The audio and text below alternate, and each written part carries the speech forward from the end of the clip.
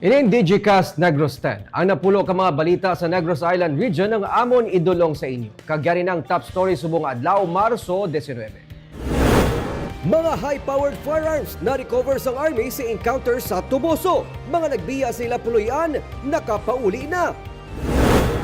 Kuring nga ginbuno na rescue sa Banwa sa Murcia. Negros Power nag-anunsyo nga may pagdubo sa bilis ng kuryente sininga Marso. 200 ka mga PUJ, ginkaksan sang safety check stickers kay wala sang provisional authority. Kag sa good vibes, metal band sa Bacolod na pili nga People's Choice Awardee sa National Battle of the Band Competition. Initanan sa Digicast Negros 10.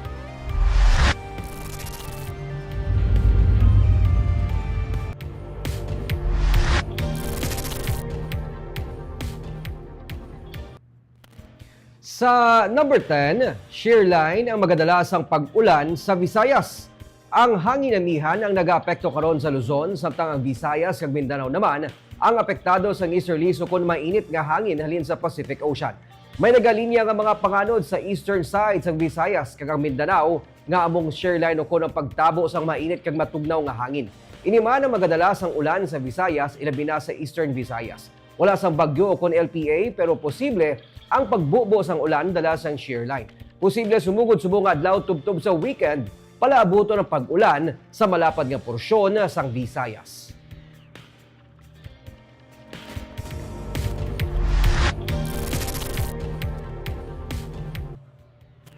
Sa number 9, supply sang tubig sa relocation site sa Barangay Vista Alegre ang apektado man bangod sang tig-ilinit.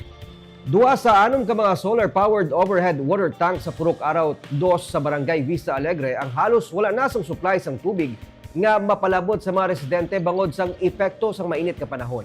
Gani na paminsalan ni Public Order and Safety Office Head Retired Police General Primitivo Tabuhara nga masaylo ang mga pipeline connection sa mga apektado sang pagnubo sang water supply sa mga malapit nga overhead tank nga may bastante pa nga supply sang tubig. Nagligad pa nga binulan sang ginpasaladaan sang Posong, isa sa mga water refilling station nga kabayan sang overhead water tank project agud makakinot sang supply sang tubig kag kuryente. Ang Poso ang temporaryo nga nagadubala sang water supply project bangod sang konflikto sa tuwa sa mga residente kag nagaserbe nga mga appointed officials sang proyekto. Ginaulat na lamang karon sa Bacolod LGU nga ma-turn over ang proyekto sa DPWH agud makaporma sang komitiba nga among mga dumala sang water supply project. Transfer nato ng ilang water supply sa kusog ang kwanti para continuous ang water supply naman sa mga nabili. Kung temporary na hindi? Pwede naman na siya maging permanent. And then may request kita sa Prime Water, no? Coordination sa aton nga BHA para maglinya man dara ang aton nga Prime Water.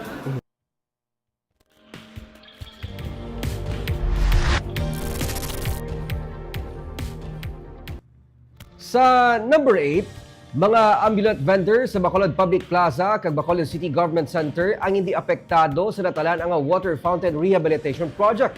Hindi ang bilog nga Bacolod Public Plaza ang kinahanglan nga ma-board up kung makudalan sa pagsugod sang redevelopment project sang Tourism Infrastructure and Enterprise Zone Authority o Contiasa. Ginsiling ni City Engineer OIC Loben Ceballos, kutob lamang sa 4 ka mga water fountain nga iga-rehabilitate ang kudalan. Gani hindi lubos nga maapektuhan bisan ng mga ambulant vendors sa sulod sang plaza. Duha pa ka mga dugang nga below ground water fountain ang obrahon sang contractor sang proyekto para mas mapatahom kag matagaan sang dugang nga duag ang Bacolod Public Plaza. Narakip sa kapin ng 300 million pesos nga pondo ang pag-rehabilitate sang water fountain sang Bacolod City Water Government Center sang Bacolod. Tuyo sang Bacolod LGU nga maghatag sang dugang nga atraksyon ang Bacolod Public Plaza kag BCGC para mapabaskog ang nagalambo nga tourism industry sa syudad. Kundi man to may area nga like the existing fountain, amo lang to anay ang i-board up. And kundi ta to may kutkuton nga butangan sang underground to nga fountain.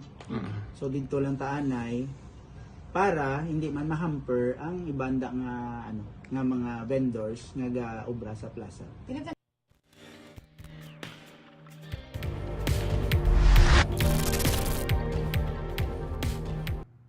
Sa number 7, isa ka kuring na naman nga biktima sang pagbuno sa banwa sa Murcia ang na-rescue. Na-rescue sang Animal Welfare Group nga Back Project PH ini nga hapon ang kuring nga si Moymoy gikan sa Sunrise Village sa Barangay Blumentritt sa banwa sa Murcia. Ginapatihan nga ining siya ang ginbuno. Sunod sa grupo, base sa panaysayon sang tag-iya sang kuring.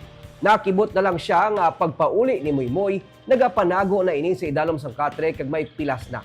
Sa ginusisa didto na tulopangdan nga nagwa nga o kung nagagwa nang iya sini nga tinae. Na-admit na siya subong sa Juan Veterinarian Bacolod nga klinik. Nagapangayos ang bulig ang grupo para sa pagpabulong kay Moymoy. Sang nagligad lang nga bulan sa barangay Blumentritt man sa Murcia, na-rescue ido nga si TikTok matapos naging Indian target sang 5 ka beses. Ang pag-abuso o kung ang pagsakit sa sapat ang isa ka paglapa sa Animal Welfare Act. Kag ang mapamatudan nga naghimo sini mahimo mabilanggo kag mamultahan.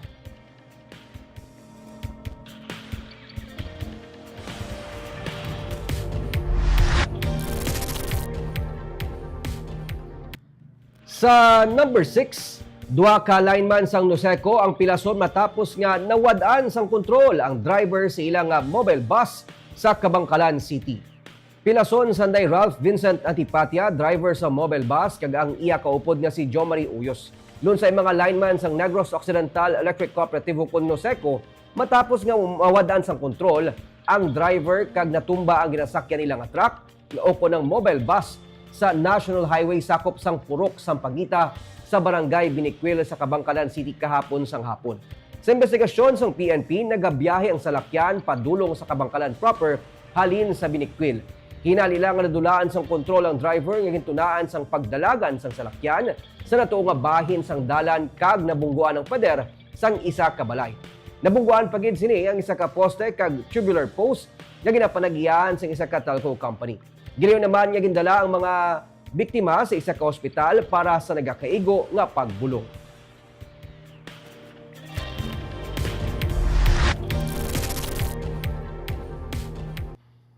Sa number 5, gobernador sang Negros Occidental nagaendorso sa kandidatura sang duha ka mga independent senatoriable bilang alternatives. Ginsiling ni Negros Occidental Governor Eugenio C. Lacson nga siya ang maga-endorse nanday senatoriable Francis Pangilinan kag Bam Aquino. Ginagdang gobernador sa campaign rally para kanday Pangilinan kag Aquino sa Paglaom Sports Complex sining nga Miyerkules ang gabi. Pathag ni Lacson ang local alliance nila ang nag-commit sa pagsuporta sang alyansa team sang presidente. O galing ang realidad suno sa iya, kadaman sa publiko ang hindi man magsuporta sa isa ka straight team kag nagapangita sang alternative candidates. Rason nga iya ginaendorso ang duwa kag ini o kag hindi bilang opposition sa mga kandidato sang administrasyon. Sa phone interview sa media kay Anay Vice President Leni Robredo, iya ginsiling nga madugay niya na gusto na magbalik sa Negros kag Bacolod para makapasalamat sa suporta nga iya nabaton sa nagligad nga presidential elections. Gani masako man siya, bangod man nga siya ang magapapili man bilang mayor sang Naga City, hindi niya maindian ang imbitasyon nanday Aquino kag Pangilinan. Iya ginaendorso sila bangod personal niya nga nakaupod ang duha kag labing kwalipikado sila. Dugang pa niya kinahanglan karon ang mga maayo nga persona sa Senado. Gani kung tani suportahan man sila sang publiko kung paano siya nila ginsuportahan. Many are not the officials, no, but the public. Many are not inclined to support a straight team, no?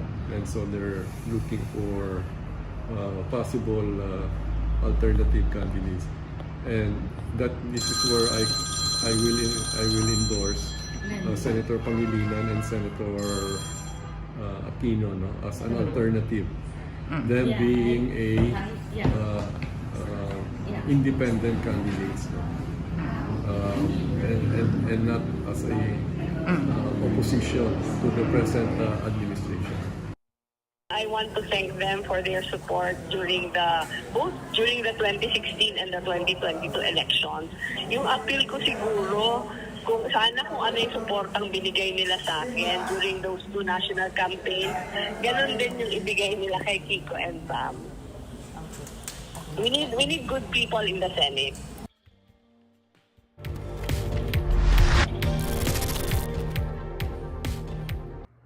Sa number 4, Negros Power ang nag-anunsyo nga may pagnubo sa bilis ng kuryente sining nga bulan sa Marso.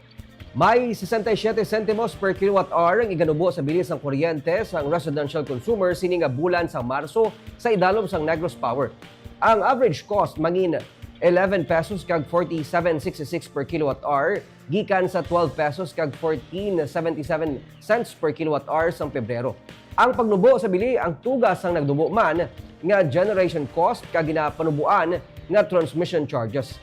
Ang talatapan sa Negros Power sa karon yara na sa The Row sa Barangay Bata sa Bacolod.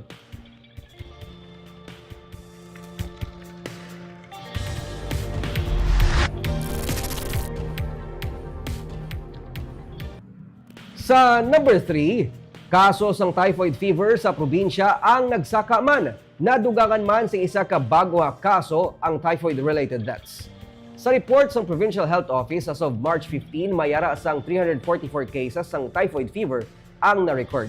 Kung ipaanggid sa kasubo nga tion sang 2024, nagsaka ini sa 91.11%. Ang syudad sang Kabangkalan ang may pinakamadamo nga typhoid fever cases, 78 ka kaso. Humalin Enero tubtob Marso 15, 3 na ang na-report nga typhoid-related deaths. Ilakip na ang bagong aging report. 11 to 20 years old ang age group nga may pinakamadamo nga apektado. Sunod kay Negros Occidental Governor Eugenio C. Lacson, tubig ang gidalantaw ginhalinan sang sini nga mga kaso. Padayon ang abiso sa publiko ilabi na sa mga apektado nga lugar nga ipabukalan ang tubig nga ginainom agod malikawan ang amo nga masakit. Ang typhoid ang nagagikan sa contaminated nga pagkaon ukon tubig.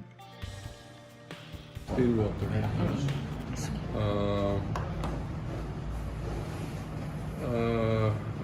Again, PHO naman has always been advising the community on to be careful, especially with water. If there's a need to heat said water, they should do it.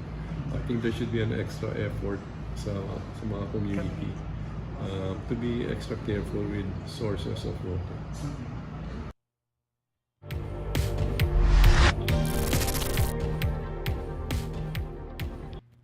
Sa number 2, kapin sa 200 ka mga safety check stickers ang ginpakakas ang BTTMD sa mga traditional jeepney nga wala sang provisional authority. Sa masobra 600 na ka mga traditional jeepney nga natapikaan sang safety check stickers, nagwa nga kapin sa 200 diri ang hindi qualified bangod wala sang provisional authority. Ginako ni Bacolod Traffic and Transportation Management Department OIC Patrick Lacson nga may kapaltahan sila sa pag-usisa sang supporting documents sa mga applicants nga nakakuha sang insurance pero expired ang mga PA. Gani humalin sa nagligan nga semana ginsugura nila ang pagpangkakas sa mga stickers nga ila natapik sa mga traditional jeepney. Ang safety check stickers ang ginapanapik sa mga jeep nga kompleto sa insurance and permits bilang pagpasiguro sa mga pasahero nga lehitimo ang mga nagabiyahe nga traditional jeepney sa syudad. Nangin pamaagi ini sang BTTMD para ma-inventory ang patod nga kadamuon sa mga traditional jeepney nga hasta karon wala pa mapa-consolidate o kon kolorum. Sa amon na kakulangan no sa amon na yung on our part sa amon nga staff no, as far as double checking sa aton mga mga papeles. So kung may accident insurance ka tuod, siguro nataklan sa sticker bangod sa ina nga requirement no, pero asa na lang gali sa Abril sa di may acceptable sa akon yung pakakas ko dito.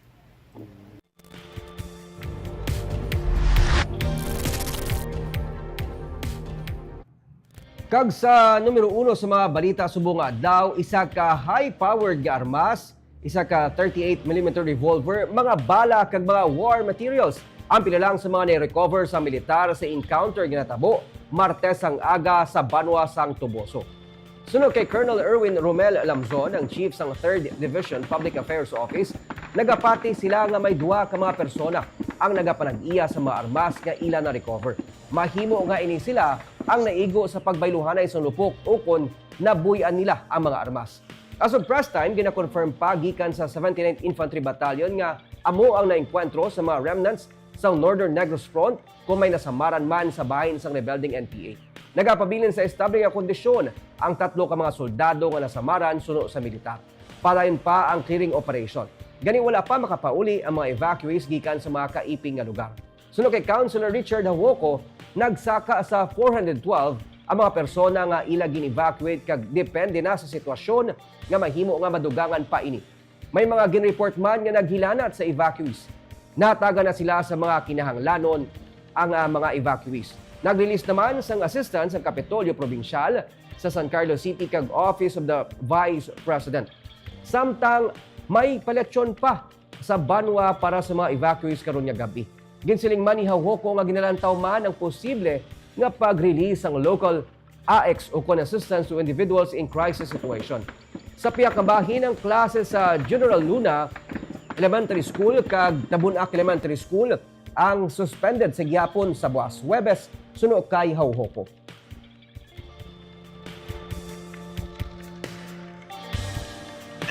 Ano na to, running operations na ni kay sang February pa, somewhere in the middle of February, nag-umpisa na itong pag-pursuit sang 79 dito sa remnants ng Northern Negros Front.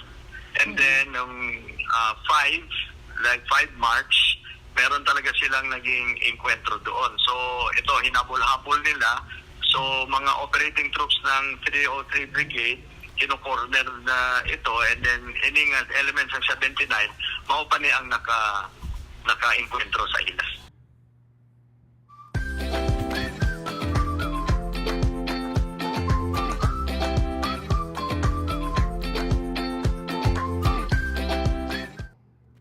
Kag sa Good Vibes, metal band sang Bacolod nga ginalikipan sa mga online gamers na pili bilang People's Choice Awardee sa National Battle of the Bands Competition. Yari ang report.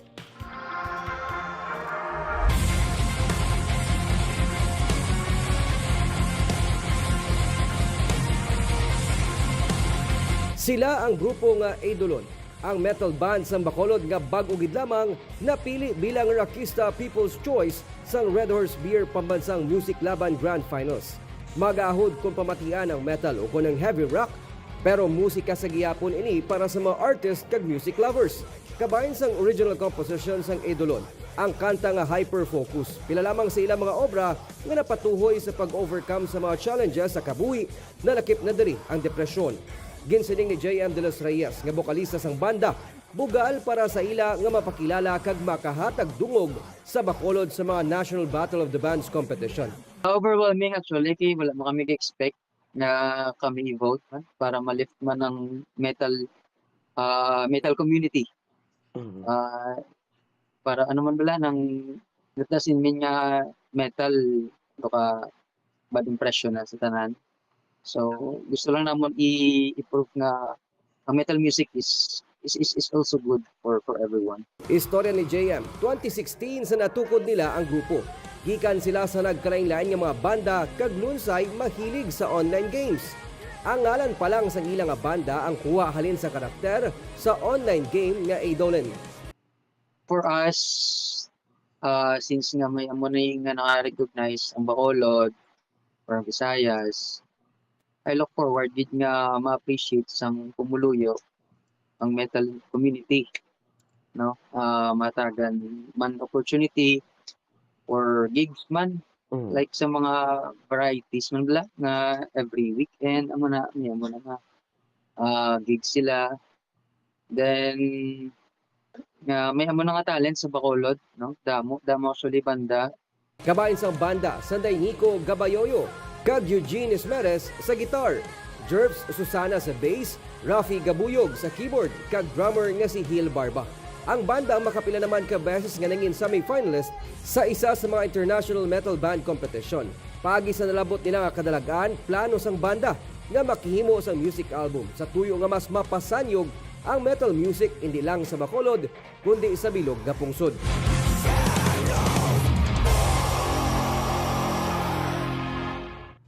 Kag sa liwat, antes kita magtakop, nagapasalamat kita sa mga live viewers naton sa Facebook.